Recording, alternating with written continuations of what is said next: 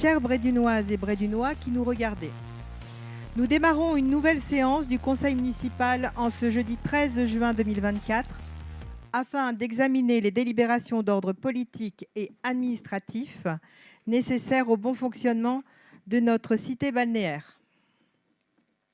Pour autant, et avant de débuter la séance du Conseil municipal, je vous donne les communications habituelles relatives aux actualités et aux activités municipales de ces derniers mois, ainsi que celles à venir. Nous lancerons prochainement la nouvelle saison estivale 2024 et je tenais à remercier toutes les équipes qui ont travaillé, élus, techniciens, sur la programmation sportive, culturelle et musicale de cet été, qui s'inscrit toujours dans la continuité des actions mises en place pour tous les Brédunoises et Brédunois tout au long de l'année. Nous retrouverons, comme les éditions précédentes, les concerts de musique en crépuscule du jeudi au dimanche de 18h30 à 22h, le marché artisanal sur la place de l'Office de tourisme, le marché hebdomadaire de la plage tous les jeudis de 14h à 19h, les activités de sport beach, de fitness et de danse au niveau de la digue de mer, ou encore l'animation Média Plage qui proposera un coin lecture avec une vue privilégiée sur notre écran dunaire. Nous réitérerons également la programmation de 2 feux d'artifice, un en juillet et le deuxième en août, en collaboration avec le camping du Perroquet, qui offriront un spectacle sous les thèmes de Stars des années 80 en juillet et du D-Day en 1944 en août, et 2 concerts gratuits sur les mêmes périodes avec respectivement Patrick Sébastien en juillet et un tribute Florent Pagny et le spectacle Sardoumania en août. L'agenda de la saison estivale est en cours de distribution chez les administrés. Il est également en libre service dans les points de retrait habituels et téléchargeable sur notre site internet de la ville. Notre cité balnéaire propose un programme riche et varié pour satisfaire tous les publics qui résident soit pour les vacances ou à l'année. De manière non exhaustive, je vous donne quelques dates importantes à retenir. Ce week-end, 15 et 16 juin, l'événement culturel intitulé Les Géants Reuses, qui aura lieu dans les villes de Brédune et de Panne, en partenariat avec le Bateau-Feu. Sur Brédune aura lieu le spectacle Gravir, place Jérôme Ruben à partir de 18h30 samedi, suivi d'une fanfare, si les conditions météo le permettent. Attention, le spectacle et la fanfare seront déplacés à la salle d'Annie Boone en cas de mauvais temps.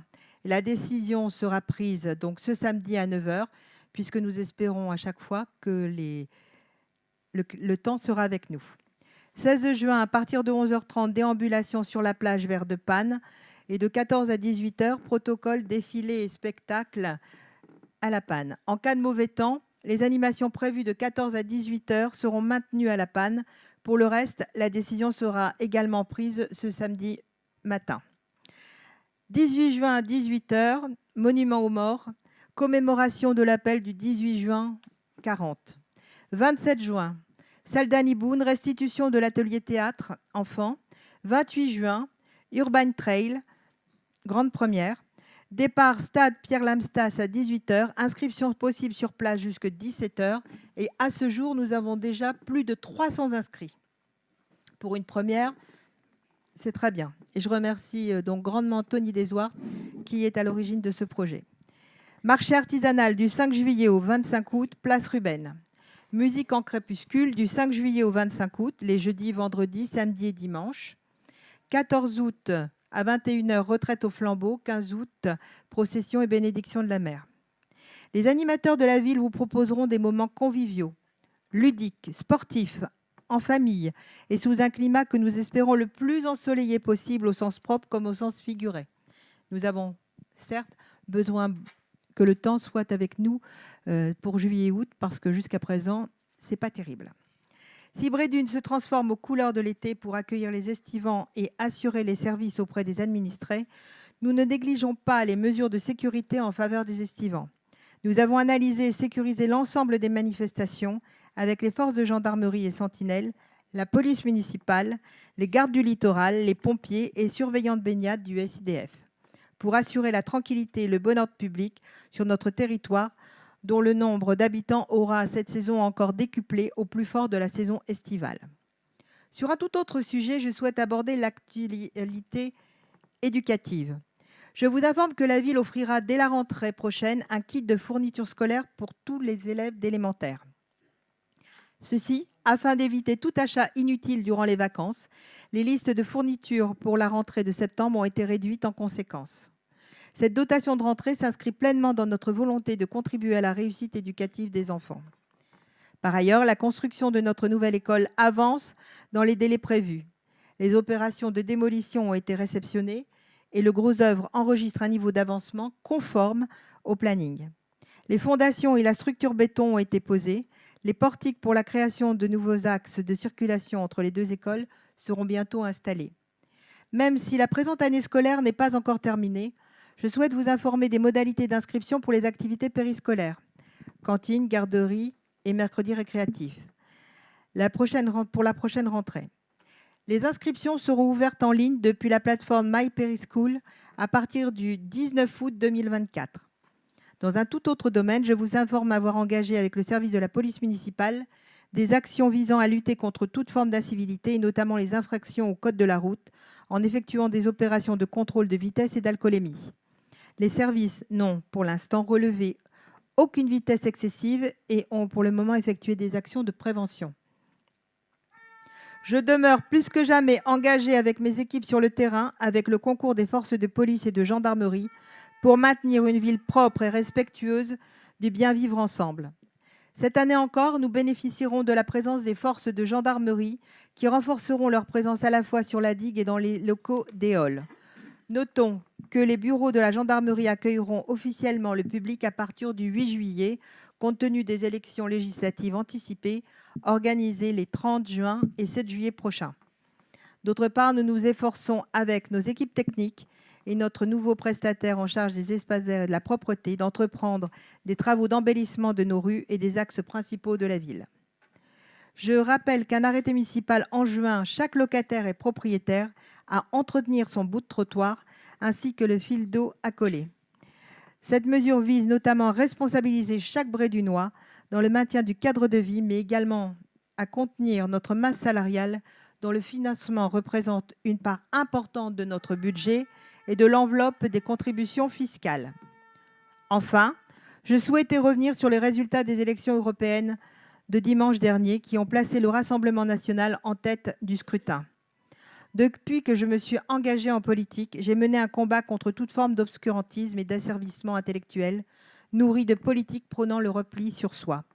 Je ne peux me résoudre à cette fatalité, quand bien même les résultats me diraient le contraire.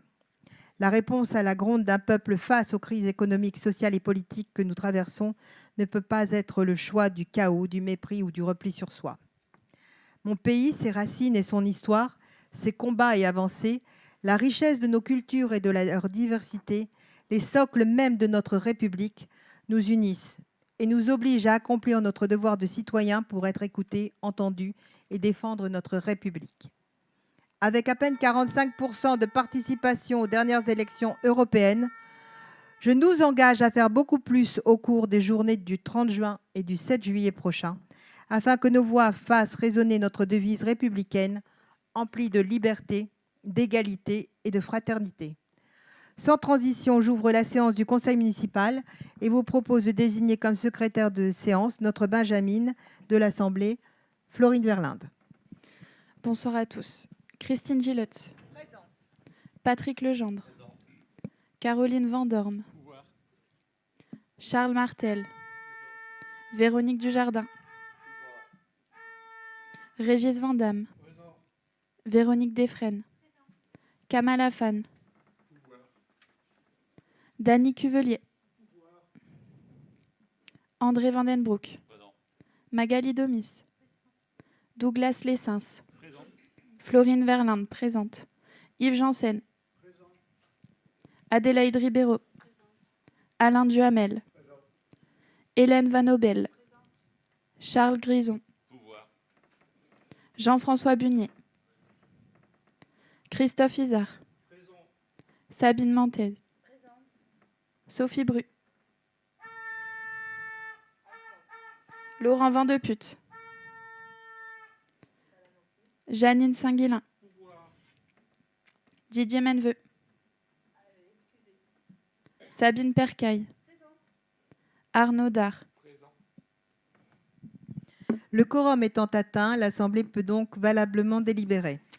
Je vous informe avoir fait déposer une délibération sur la table qui annule et remplace la délibération 2432 relative à la décision budgétaire modificative numéro 1.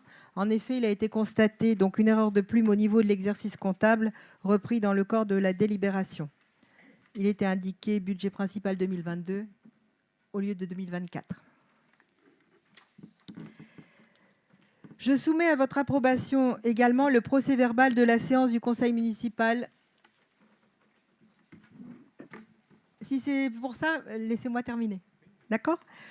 De la séance du conseil municipal du 11 avril 2023. Les services de la ville n'ont reçu aucune observation ni demande de correction. Aussi, je vous soumets le présent projet de procès-verbal au vote. Monsieur Izard ? Oui, Madame le maire. Dans ce contexte de tension et de grève, je tiens à rappeler que jeudi dernier, une quarantaine d'agents étaient grévistes sur 89 titulaires, soit presque la moitié de l'effectif. Rappelons également le taux élevé d'arrêt maladie et les 7 départs volontaires ces 6 derniers mois. C'est une situation inédite et sans précédent. Vous dites dans la presse qu'il suffit de regarder ailleurs. Regardons ailleurs, justement. Il n'y a aucune commune de l'agglomération où la situation est aussi désastreuse. Ce qu'il vous est reproché, c'est avant tout un manque de considération. Par 4 fois, vous avez été alerté du mal-être au travail par les syndicats. Jamais vous n'avez daigné leur répondre. En tant que maire, et selon l'article L. 4121 alinéa 1 du Code du travail, vous êtes responsable de la santé physique et mentale de vos agents. Cette grève nous montre le malaise qui règne en mairie, les problèmes de management et l'effondrement complet de votre organisation. Mépriser l'opposition, c'est une chose. C'est de la politique de bas étage, mais c'est de la politique. Mais mépriser ces agents municipaux, c'est une honte. C'est se priver de sa force d'action.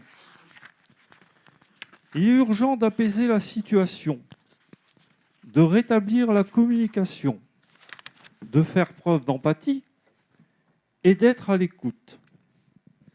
Votre rôle est de remonter le moral des troupes, de donner envie aux agents de revenir au travail. Madame le maire, je vous demande d'appliquer votre slogan de campagne. Je vous demande d'écouter pour agir.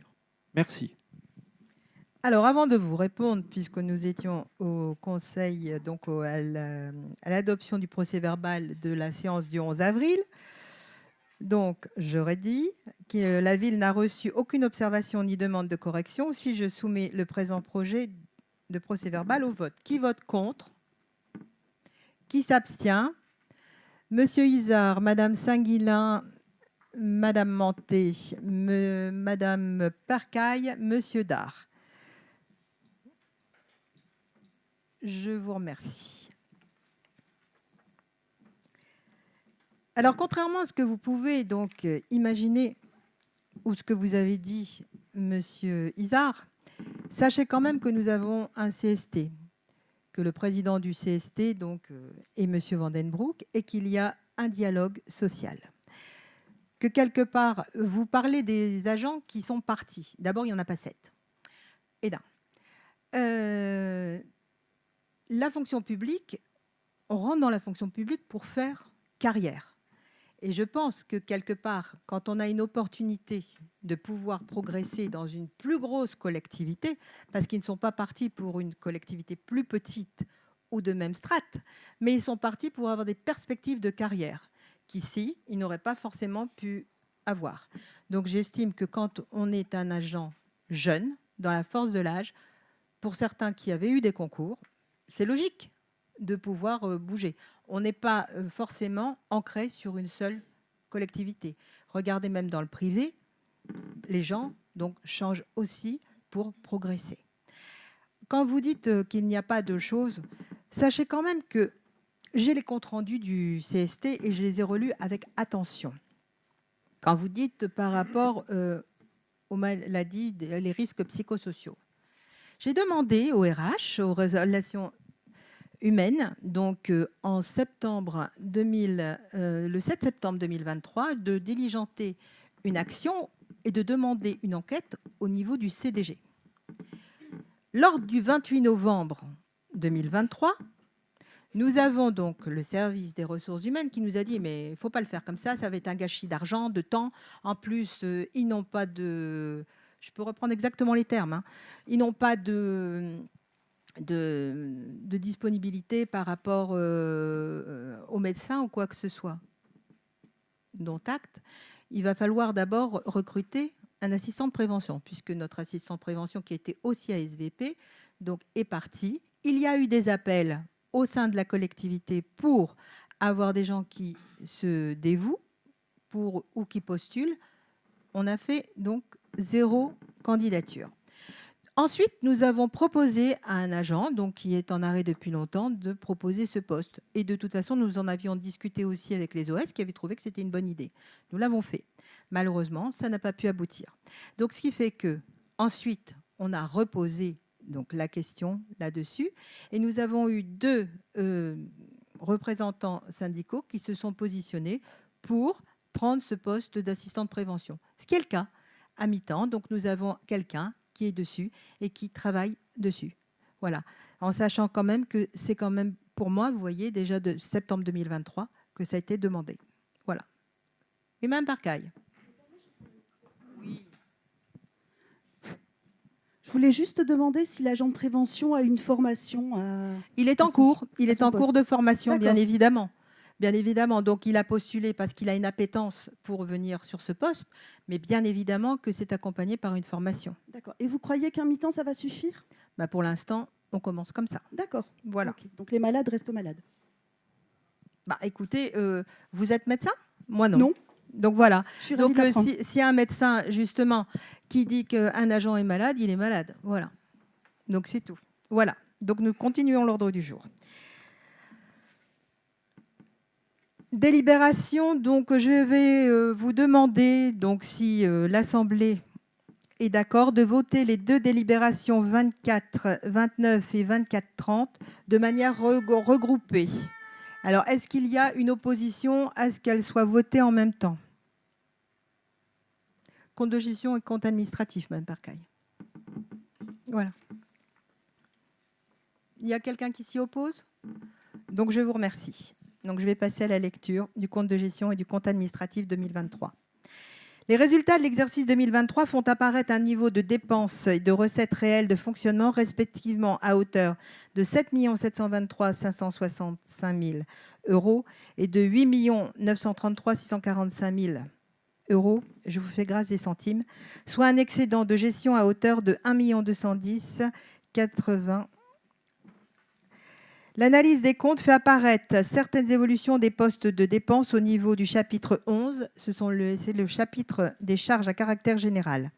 En effet, les postes de dépenses relatifs aux consommations des fluides enregistrent une augmentation importante entre 2023 et 2022, liée à la crise énergétique. D'autre part, les charges liées à l'augmentation des denrées alimentaires s'expliquent par une plus grande fréquentation de notre restauration scolaire et l'augmentation de certains produits alimentaires, notamment les viandes. Par ailleurs, des opérations de vérification périodique et de maintenance ont été rendues nécessaires compte tenu des obligations réglementaires. Ces dernières avaient été interrompues à la suite de l'absence du responsable des services techniques et dans l'attente du recrutement de son remplaçant. Les dépenses relatives au personnel reprises dans le chapitre 12 du budget sont en augmentation. Cela s'explique en grande partie par la décision gouvernementale de revaloriser le point d'indice. Concernant le chapitre 65, autres charges de gestion courante, il est à noter que la ville n'a pas été contrainte de verser l'intégralité de la subvention de fonctionnement au CCAS en 2023 au regard des besoins de financement enregistrés au cours de la même année. En effet, le CCAS donc perçoit directement des financements de la part de l'État dans le cadre de son activité France Service, alors même que la ville en supporte la charge, en particulier sur les frais de personnel. Aussi, la ville a-t-elle versé 50 000 € de subventions d'équilibre contre 100 000 inscrits au budget. Sur les recettes de fonctionnement enregistrées dans les comptes de la ville, nous constatons que les résultats de l'exercice 2023, en provenance des services tarifés, chapitre 70 du budget de la ville, sont conformes aux prévisions budgétaires à plus ou moins 1% près et sont légèrement supérieures par rapport à l'exercice précédent. Les recettes du camping municipal représentent la part la plus importante des produits des services, avec plus de 1,5 million de recettes enregistrées sur 2023, soit 75% des encaissements sur l'ensemble des services. Concernant les produits liés à la fiscalité locale et aux dotations, l'exercice 2023 a enregistré une hausse de notre dotation de solidarité communautaire, de nos produits liés à la fiscalité locale, révision de la base locative de 7%, et d'une hausse des produits liés à la taxe de séjour, augmentation du nombre de séjours. Par ailleurs, le produit lié à la taxe sur la consommation finale d'électricité a également augmenté compte tenu des périodes prolongées du grand froid en 2023 et de l'augmentation du tarif du kilowattheure. En outre, la ville a perçu une dotation exceptionnelle de la part de l'État dans le cadre de l'amortisseur électricité pour les collectivités dont les budgets ont été impactés par la hausse du prix de l'énergie en 2022, 207 000 €. Cette recette a un caractère exceptionnel et ne se réitérera pas sur les exercices suivants. Au regard de ce qui procède, la ville se constitue sur l'exercice 2023 une épargne sur les opérations courantes à hauteur de 1 337 824. Par ailleurs, le solde des opérations financières exceptionnelles de l'année 2023 conduit à une épargne disponible de 1 210 080 pour autofinancer les investissements de la commune. Sur la section d'investissement, la ville a réalisé un niveau de dépenses et de recettes respectivement de 1 186 133 et de 202 438.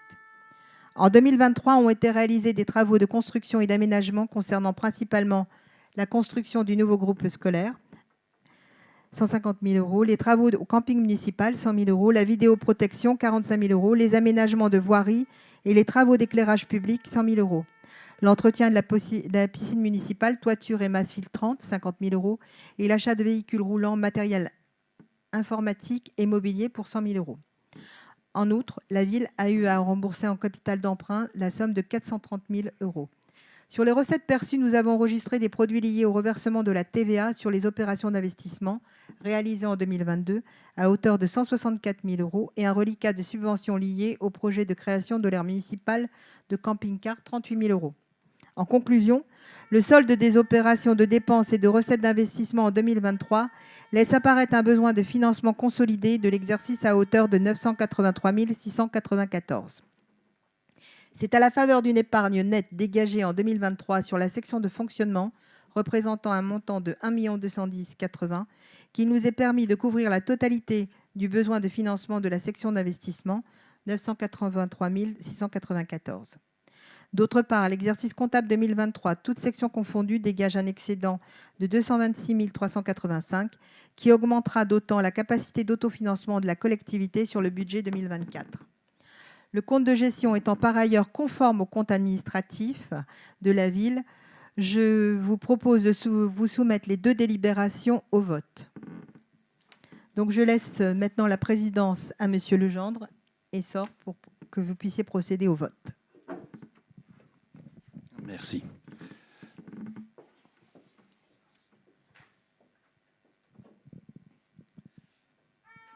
Bon, nous allons passer au vote maintenant. Qui vote contre? Qui s'abstient? Je vous remercie. Délibération adoptée à l'unanimité.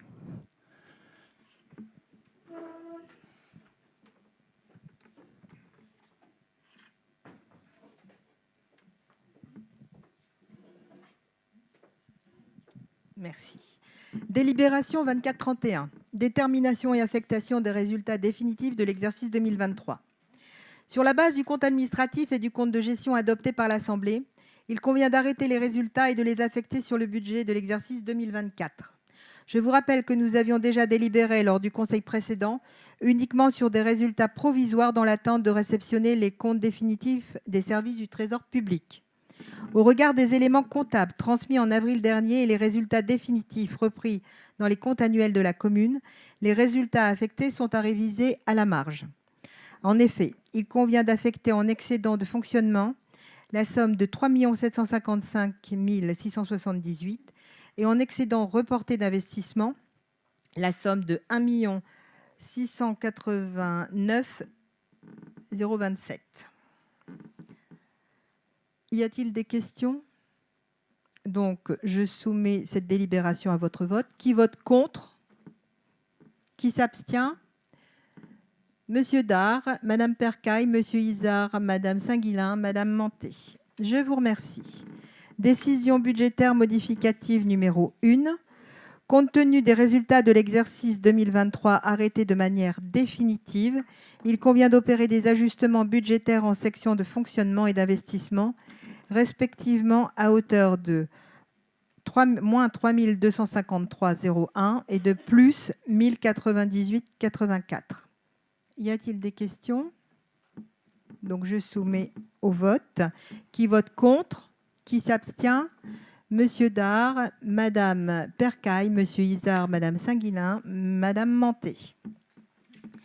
Délibération concernant le 2432, concernant le plan de formation 2024. Dans le cadre des entretiens d'évaluation professionnelle, un plan de formation a été défini correspondant aux besoins de la collectivité et des agents.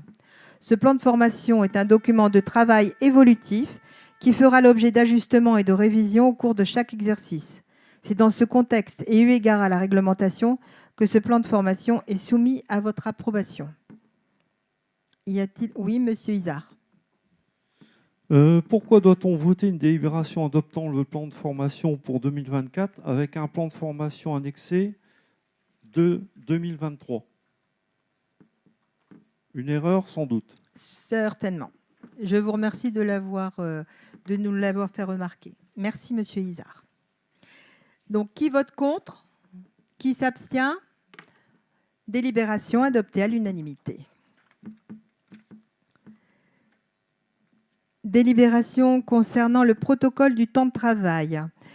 Alors, il s'agit simplement dans cette délibération de prolonger, de reporter la date qui permet aux agents de mettre des congés sur le CET en le calant sur les dates de prise de congé. Donc, c'est-à-dire jusqu'au 31 mars. Y a-t-il des questions? Qui vote contre? Qui s'abstient? Délibération adoptée à l'unanimité. Délibération suivante. Suppression de postes. Cette délibération prend acte des évolutions de grade pour les agents de la collectivité dans le cadre de la promotion interne. Vous voyez qu'on se soucie des agents. Je précise que les suppressions de postes liées à l'avancement de grade de certains agents de la collectivité sont la conséquence des nouveaux postes déjà créés précédemment au grade supérieur. Y a-t-il des questions? Je soumets cette délibération à votre vote. Qui vote contre? Qui s'abstient? Délibération adoptée à l'unanimité. Je vous en remercie. Je vous propose donc de voter donc globalement les délibérations 2436 à 2440 qui sont relatives à des recrutements de contractuels pour des raisons d'accroissement temporaire d'activité dans les services de la ville, de manière groupée. Y a-t-il quelqu'un qui s'oppose à ce que ce vote se fasse groupé? Je vous remercie. Donc, il s'agit d'une délibération concernant un emploi non permanent pour faire face à un besoin lié à un accroissement temporaire d'activité à l'équipe technique du camping. Création d'un emploi non permanent pour faire face à un besoin lié à un accroissement temporaire d'activité pour l'équipe du portage de repas à domicile. Création d'un emploi non permanent pour faire face à un besoin lié à un accroissement temporaire d'activité pour l'équipe du restaurant scolaire. Création d'un emploi non permanent pour faire face à un besoin lié à un accroissement temporaire d'activité pour l'équipe des services techniques. Recrutement d'agents contractuels sur des emplois non permanents pour faire face à un besoin lié à un accroissement saisonnier d'activité. Ces délibérations permettent à la collectivité de recruter de manière temporaire des collaborateurs afin d'assurer une continuité du service public au regard d'un pic d'activité sur la période donnée. Par ailleurs, la délibération 2440 relative au recrutement d'agents contractuels pour la saison estivale annule et remplace la délibération adoptée lors du conseil précédent, les moyens humains ayant été recalibrés par rapport aux besoins réels de la collectivité. Donc, y a-t-il des questions? Donc, je soumets ces délibérations à votre vote. Qui vote contre? Qui s'abstient? Délibération adoptée à l'unanimité. Je vous remercie. Délibération 2441. Recrutement d'un agent contractuel sur un emploi permanent de responsable des ressources humaines sur le grade de rédacteur. Cette délibération permet, dans la situation où le poste de responsable des ressources humaines relevant du grade de rédacteur n'était pas pourvu par un fonctionnaire titulaire ou stagiaire, de recruter un agent contractuel au grade de rédacteur selon les conditions fixées dans la présente délibération. Je précise que le poste de rédacteur avait été créé par délibération 2126 en date du 13 septembre 2021 pour un emploi permanent. Y a-t-il des questions? Donc, je soumets cette délibération à votre vote. Qui vote contre? Qui s'abstient? Délibération adoptée à l'unanimité. Je vous en remercie. Je vais maintenant laisser la parole à Monsieur Legendre pour la délibération sur la création d'un service commun d'ingénierie et d'animation en matière de réduction et de valorisation des déchets dans l'espace public. Merci, Madame le maire. Cette présente délibération permettra de créer un service commun d'ingénierie et d'animation en matière de réduction et de valorisation des déchets dans l'espace public, à destination des communes membres du territoire communautaire en vue d'opérer une délégation de maîtrise d'ouvrage la communauté urbaine de Dunkerque et lui permettre de recouvrer les financements pour le compte de la ville auprès des éco-organismes tels que Citeo et Alcom. Ce service commun sera en charge de recueillir et coordonner des actions mises en place par les communes en matière de propreté dans l'espace public, veiller et répondre aux différents appels à projets financiers et en ingénierie en matière de propreté, réduction et valorisation des déchets dans l'espace public pour le territoire et pour le compte des communes. Organisation de la redistribution auprès des communes membres pour le déploiement de leurs actions, nettoiement, etc. Déployer des actions de communication sur le territoire en lien avec les différents appels à projets. Les différentes actions et mesures entreprises au sein du territoire communautaire en faveur de la déduction de la valorisation des déchets dans l'espace public. Représente une enveloppe potentiellement de financement à hauteur de 1 million d'euros. Le financement du service commun s'effectuera par une réfaction sur le montant global des financements perçus tel que repris dans la Convention. Concernant la ville de Brédune, il nous sera possible d'obtenir en retour sur le financement à hauteur de 19 000 euros par an. Merci. Y a-t-il des questions? Oui, Monsieur Isard. Comment justifiez-vous les clés de répartition entre les communes? Avec quels critères? Et est-ce qu'on a pris en compte la spécificité du tourisme à Brédune? Oui, bien sûr. Bien sûr que la spécificité du tourisme à Brédune a été prise en compte et donc ça a été délibéré au sein de la communauté urbaine d'une manière équitable. Donc je soumets...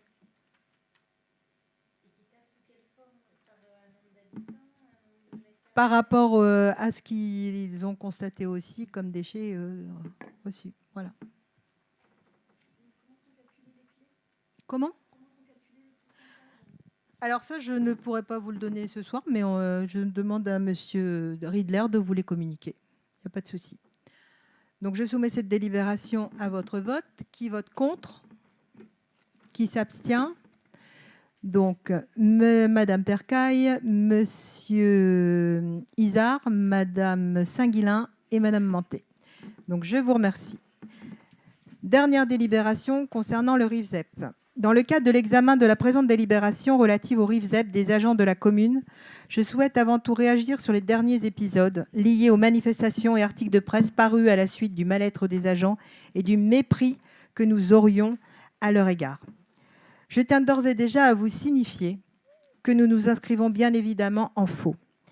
Bien au contraire, nous nous sommes employés avec la majorité municipale depuis notre premier mandat, c'est-à-dire le mandat précédent, donc sous Catherine Verlinde, à prendre des mesures visant à valoriser le personnel et son travail, notamment en mettant en place la protection sociale des agents et à soutenir les organismes d'œuvre sociale, Plurelia et Amicale du personnel à destination des agents.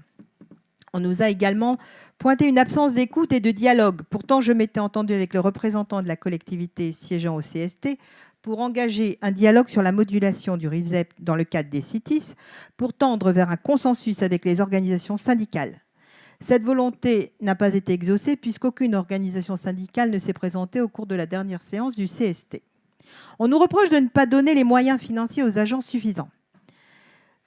Je rappelle que les agents de la fonction publique perçoivent un traitement indiciaire lié à leur grade, ce qui est normal dans la fonction publique, et un régime indemnitaire au regard de leurs fonctions, responsabilité, expertise.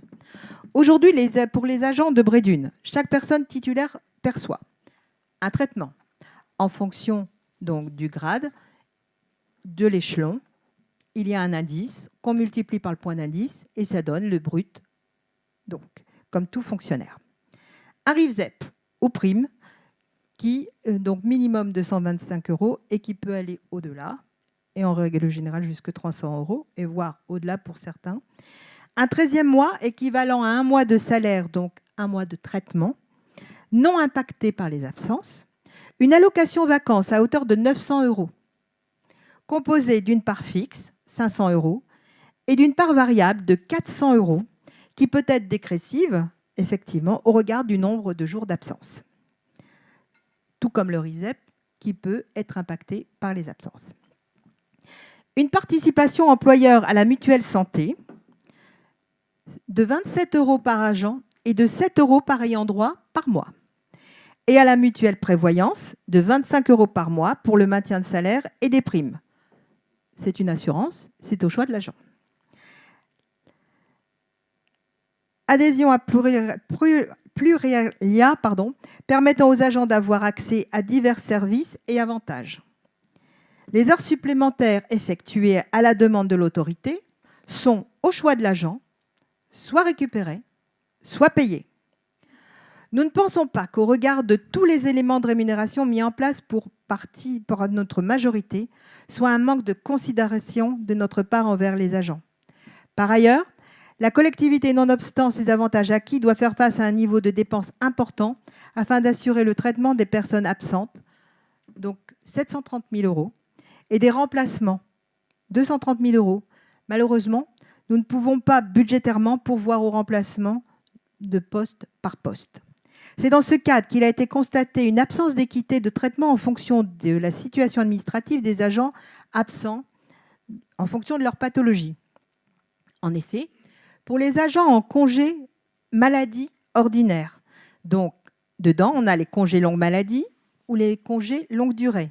Ces derniers ne perçoivent que leur plein traitement et perdent le bénéfice de toutes leurs primes. Mais attention, s'ils ont souscrit à l'assurance maintien de salaire, l'assurance pallie à la perte de rémunération et les sommes perçues dans le cadre de l'assurance ne sont pas imposables. C'est tout le contraire pour les agents en accident de service ou maladie professionnelle qui perçoivent l'intégralité de leur traitement et les primes reprises précédemment. Cette situation peut, en théorie, perdurer jusqu'à la retraite.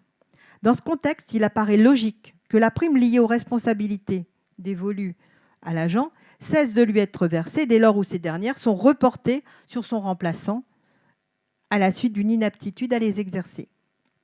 En outre, je précise que cette mesure, à l'heure actuelle, ne concerne que 3 agents de la collectivité et non l'ensemble des agents.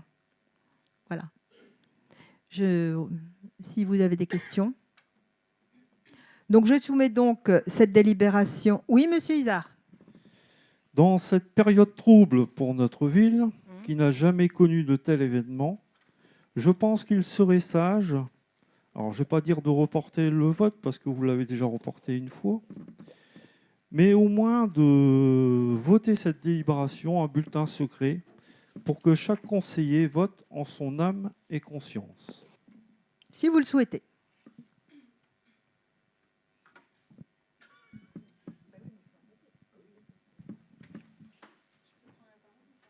Oui.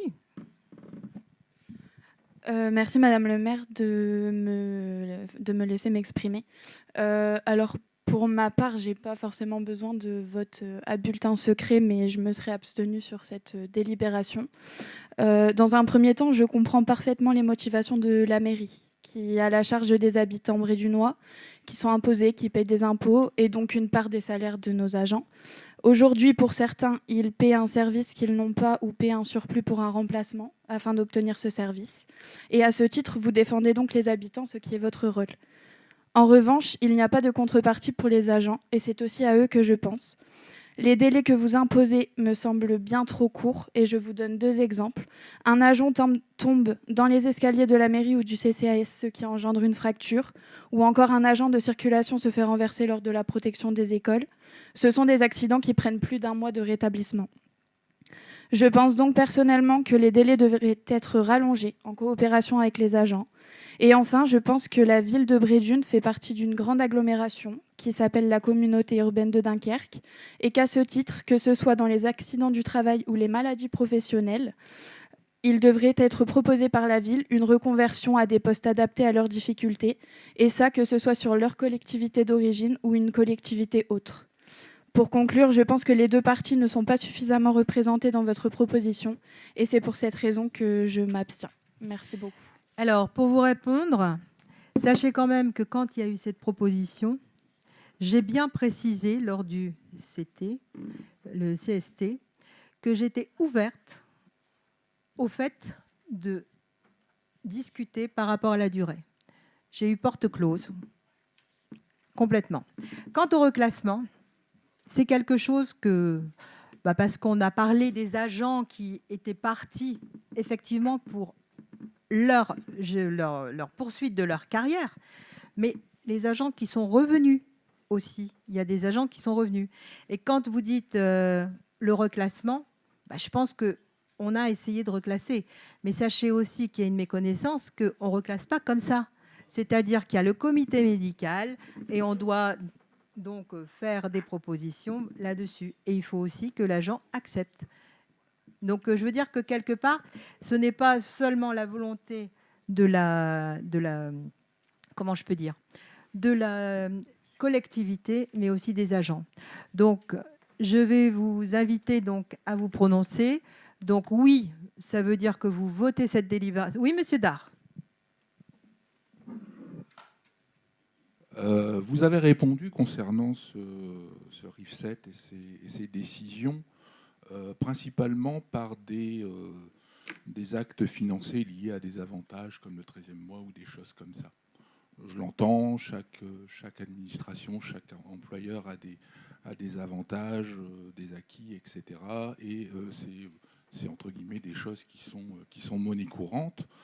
Mais dans ce que j'entends auprès des revendications, on parle quand même beaucoup de santé et de sécurité au travail.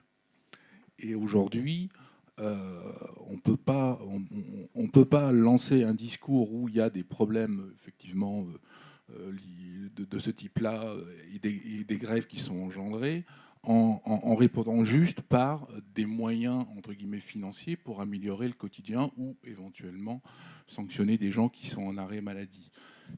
Je ne pense pas que entre guillemets pénaliser financièrement des salariés en maladie va arranger les choses au niveau des arrêts maladie. Ma question est la suivante. Y a-t-il un diagnostic qui a été fait de ce mal-être ? Justement, vous ne m'avez pas écouté. J'ai très bien écouté. Justement, je l'ai demandé. Donc il y a des gens, il y a le voilà, je l'ai CGT, demandé. etc. Je l'ai demandé que ce soit donc demandé au CDG d'avoir une enquête. Le problème, c'est qu'il faut d'abord qu'on ait une analyse, qu'on revoie toutes les fiches de poste avec l'assistant de prévention. Ça, je l'entends, mais à un moment donné, l'employeur a quand même un devoir d'agir vis-à-vis de ça, et il peut initier aussi les choses de lui-même. Et donc, du coup, faut-il vraiment attendre que le CFCT se prononce dessus, mais ne serait-il pas préférable, dans cette période, faire en sorte de lancer une étude sur ce type de choses par des professionnels objectifs pour savoir un peu où on en est, parce qu'on entend... Oui, mais c'est ce que j'avais demandé au départ. Et sachez aussi que lors du CST, il avait été décidé, donc je le reprends ici. Alors attendez, c'est de mettre en place, donc de laisser justement la main aux OS, donc aux organisations syndicales, pour mettre en place des groupes. Et pour l'instant, Mais encore une fois, vous parlez de gens qui sont sur la collectivité, mais c'est ce qui avoir est un important. avoir un regard Mais c'est extérieur... important aussi d'avoir aussi un regard à l'intérieur. Le regard extérieur, on l'aura une fois que je dirais que l'assistant de prévention aura pu donc faire là-dessus. Mais moi, je suis de toute façon sur avoir un diagnostic extérieur, bien évidemment. Au moins, il sera objectif. Et il ne serait pas mieux de commencer par ça pour pouvoir ensuite décliner le problème intérieur? Le problème, c'est qu'il faut d'abord que l'assistant de prévention fasse un certain nombre de choses. C'est ce que nous a communiqué le RH, les ressources humaines. Voilà. Donc voilà. Je ne vous comprends pas trop votre logique. Moi, je pense que vous avez l'initiative de pouvoir anticiper les choses et de lancer, entre guillemets, une expertise vis-à-vis de ça, qui pourra être déclinée et accompagner les gens qui devraient faire ce travail et qui pourraient, entre guillemets, bénéficier de cette expertise aussi. Et ça serait beaucoup plus riche que de commencer par l'intérieur pour aller vers l'extérieur. Ça. Parce que sinon, vous allez tourner en rond. Alors, je vais laisser parler le président du CST. Oui, ça a été fait, vous avez raison. Hein. Il vaut mieux avoir un regard extérieur d'une part, et c'est bien que les gens qui soient directement dans le système puissent s'exprimer. Ça a été fait. Alors la réponse du CDG, du centre de gestion, à la demande d'enquête administrative sur les risques psychosociaux au sein de la collectivité, a reçu au retour du responsable des ressources humaines, dont on ne met pas la parole en doute, a reçu un avis de différé, en attendant que certaines formalités soient réalisées. Assistant de prévention, mise à jour du document unique, etc., des tas de bricoles, des tas d'éléments importants. Je rappelle au passage que la mise à jour du document unique n'incombe pas qu'à l'agent de prévention, ni au maire. C'est aussi les différents chefs de service qui sont à même de surveiller l'évolution de leurs risques internes et de pouvoir mettre à jour ce document unique qui a recensé ces risques, qui a proposé des actions de correction et dont on attend que les actions de correction soient mises en place par les différents responsables. Ça c'est un point de détail. D'autre part, il a bien été demandé aux organisations syndicales de mettre en place des groupes de travail, et je le sais, j'y étais forcément, je suis rarement absent du CST, il était demandé aux organisations syndicales de mettre en place des groupes de travail pour réfléchir sur ces risques psychosociaux. Qu'est-ce qui se passe? Qu'est-ce qu'il y a? Pourquoi? Comment? Quelles solutions pouvoir envisager? Quels remèdes y apporter? Quelle intervention extérieure provoquer? On est dans l'attente. On est dans l'attente. Et je précise au passage que les deux derniers CST ont brillé par l'absence des représentants syndicaux. Vous pointez bien que c'est une problématique difficile. Bien sûr. C'est difficile de trouver les ressources à l'interne pour y répondre. Bien sûr. Donc je pense qu'aujourd'hui, il faudrait plutôt passer à quelque chose d'externe tout de suite. Voilà, vous avez la réponse directe avec le CDG que je ne considère pas comme interne. Si le CDG met des contraintes, vous êtes aussi en capacité à prendre un cabinet. Il y a ce qu'il faut, il y a ce qu'il faut. Et je pense que le compte de résultat qui est largement positif, c'est pas une dépense qui serait superflue pour les agents de la collectivité. Oui, Mme Parcaille. Je me permets de revenir sur l'agent de prévention. Il a été nommé quand, ce monsieur? Il y a un mois. Il y a un mois, d'accord. Parce que là, j'ai le compte-rendu donc, des échanges, du dialogue avec le CST et les délégués syndicaux. Donc, dialogue du 10 octobre 2023, où on vous alerte sur l'effondrement du moral des agents de la ville et faisons deux constats. Perte de l'estime de soi de manière générale, perte de l'estime de son travail, en particulier à Brédune. L'équipe municipale, en qualité d'employeur, doit prendre en compte ce climat social général et mettre en œuvre des actions pour clarifier et qualifier et solutionner les problèmes internes évoqués ci-dessus. C'est son devoir. Nous mettons en garde sur le manque de personnel dans certains secteurs. Selon l'autorité, pas de manque de personnel en référence aux communes de même taille. Donc, j'abrège, parce que je suppose que vous l'avez eu, ce petit compte-rendu. Mais pourquoi nommer, il y a un mois, une personne pour constater ça, alors que ça remonte depuis au mois d'octobre 2023 ? Et moi, j'ai demandé le 27 septembre en CST, parce que ça, c'est un document syndical. Mais les CST là-dessus, je peux vous dire que j'ai demandé le 27 septembre 2023. Oui, donc là, c'est le rapport du 10 octobre Le 2023. 7 donc, septembre, pardon. Le 7 septembre.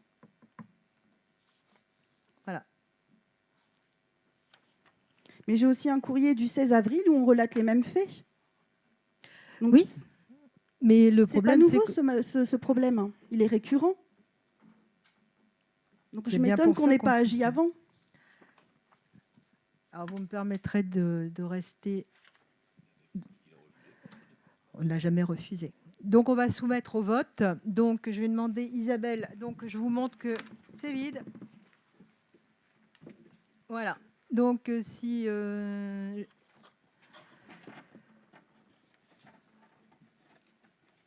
Florine peut refaire l'appel. Est-ce Donc, que oui pour accepter la délibération, non pour refuser la délibération ou abstention pour s'abstenir. Oui. si je peux rajouter une bricole, hein, c'est un terme que j'aime bien, je lis dans la délibération, vu l'avis favorable à l'unanimité de la commission gestion du 5 juin 2024.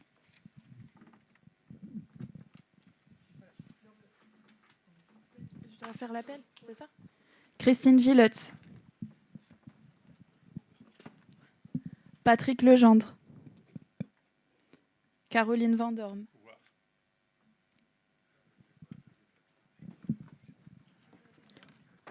Charles Martel.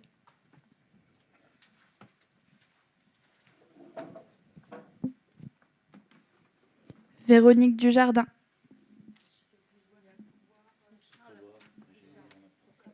Tu l'as mis? C'est bon, ok. Régis Vandamme.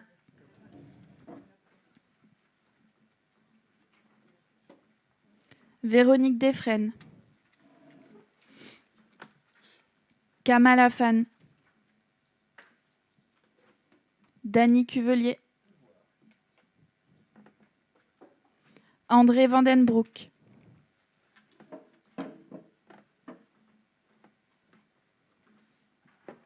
Magali Domis.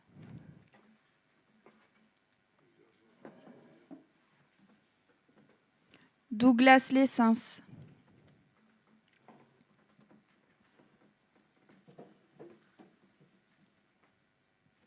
Florine Verlinde.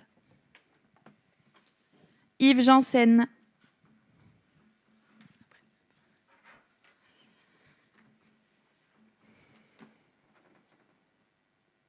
Adélaïde Ribeiro.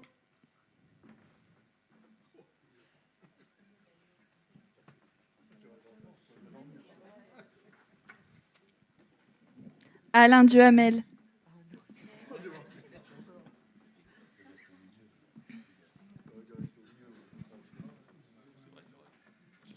Hélène Van Obel. Charles Grison.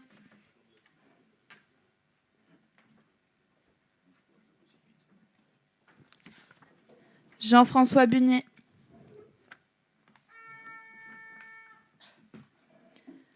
Christophe Isard.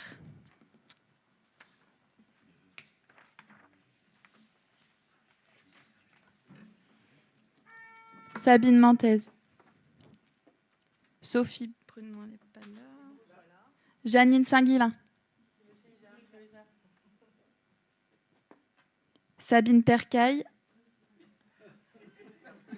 Et Arnaud Dard.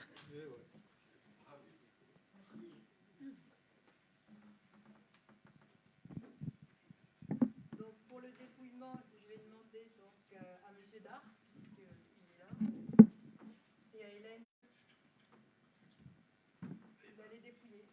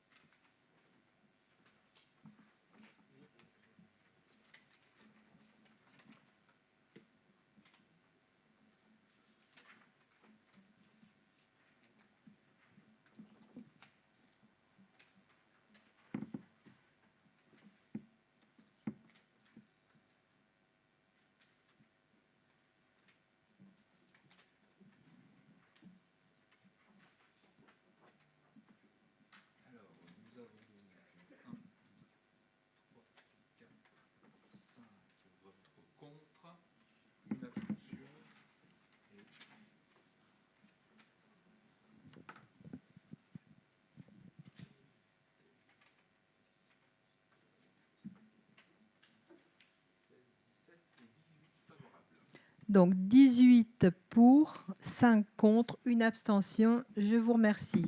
Maintenant, il vous a été communiqué, je pense que c'est clos. Non, mais c'est clos. Compte rendu des décisions municipales. Y a-t-il des questions concernant les décisions municipales? Oui, monsieur Izard. Oui, je voudrais savoir pourquoi les décisions municipales ne sont jamais datées. Ça serait quand même bien qu'elles soient datées. On ne sait pas si ça a été signé il y a un mois et demi, il y a 15 jours. Et au-dessus de ma signature, il y a quoi? 8 avril Non. 2024. Non, c'est pas ça. C'est au niveau de toutes les décisions. Elles ont bien été prises pas le même jour. Certainement qu'elles ont été prises à certaines dates. Pourquoi il n'y a pas ces dates de marquer Dans auprès du numéro de la le décision. D'accord. Voilà, Bon, c'est ça que je écoutez, voudrais dont savoir. acte, parce que sinon, oui, effectivement, il n'y a pas de souci. Donc, on le mettra la prochaine fois.